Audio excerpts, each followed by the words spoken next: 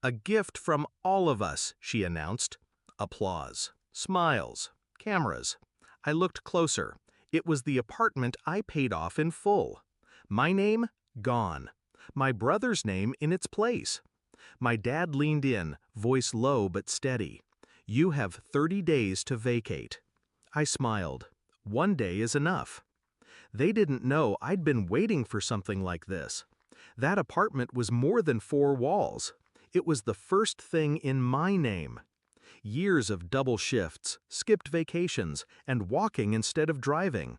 I'd paid cash for every stick of furniture, every fixture, every appliance inside it. And yet, the deed had been reassigned. I didn't need to ask how. My family had a long history of calling my contributions gifts when they wanted to take them. They thought I'd protest, plead. Instead, I walked out of the party before dessert. By sunrise, the removal crew was outside my door. Not the kind that asks questions, the kind that works fast and keeps receipts. Cabinets? Gone. Fixtures? Gone. Light bulbs unscrewed and packed.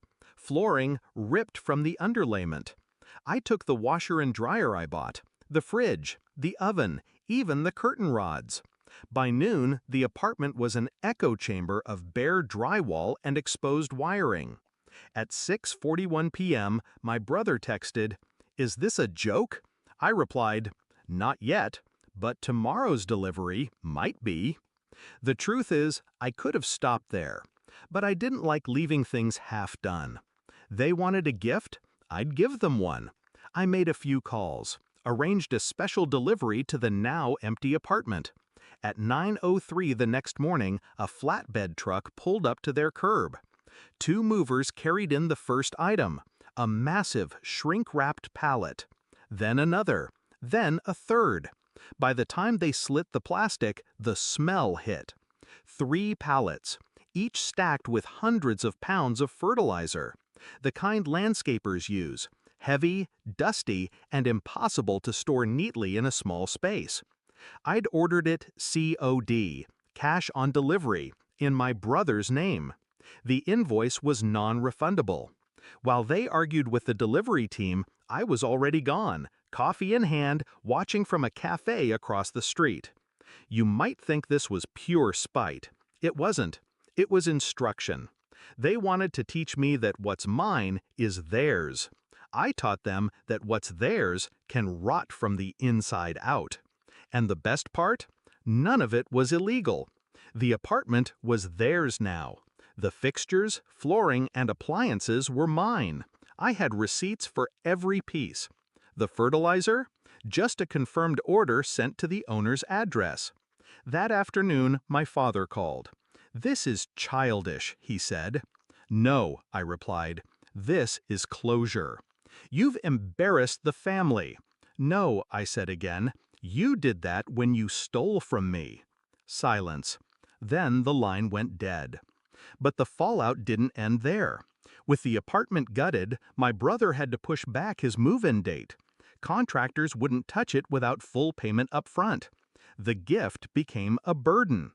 My parents had to explain to the extended family why the big surprise wasn't ready. They couldn't spin the story without revealing my role. And revealing my role meant admitting what they'd done. 2 weeks later, my aunt called. She opened with small talk, then circled around to the point. "Couldn't you have handled it quietly?" she asked. "I did," I said. "You just heard the loud part." I never went back to that apartment, never saw it finished. But I heard things. How the smell of fertilizer lingered for weeks. How my brother had to replace everything from the wiring to the subfloor before he could move in. Every update was another reminder I'd left my mark without ever setting foot there again. Some people think revenge is about rage. They're wrong. Rage burns too fast. Revenge is about control, about walking away before they even realize the trap was already set. That day at the baby shower, when my mother smiled for the cameras holding that deed, she thought she'd rewritten the story. She didn't realize I was already holding the pen. They gave me 30 days. I took one, and I made sure they'd remember every single hour of it.